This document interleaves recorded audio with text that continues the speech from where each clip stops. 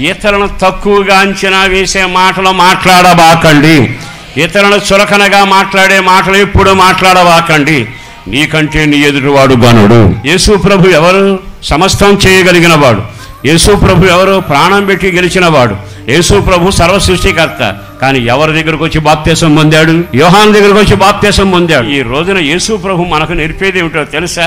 నేను బాప్తీసం పొందడమేమి అల్లా, ఆయన ఎక్కడికి వెళ్ళి బాప్తీసం పొందాడే కనబడుతుంది. యోహానుని అంత గౌరవంగా చూచాడే, మరి ఈ రోజున నీ ఎదుటి నీకు భక్తి కలిగివాడుగా కనబట్టలేదుగా. ఎంత దౌర్భాగ్యం అంటే, నాశనానికి ముందు నీ గర్వం నేను అనే తత్వంతో ఈ రాయిని బట్టి ఊరేగుతున్నావుగా. ఈ రాయేగా నేను ముందుకు సాగనివ్వట్లా, ఈ రాయేగా రాజ్యానికి రానివ్వట్లా, ఈ రాయేగా నీ ఆత్మలో వర్ధిల్లకుండా చేస్తుంది. ఇంత తేడాగా పరిశుద్ధాత్మదేవుడు మాట్లాడుతున్న తర్వాత ఆ రాళ్లను ఏరి పారవేయుదుమగాక, ఇతరుల మీద నిందలు మోపడం ఆపివేయుదుమగాక.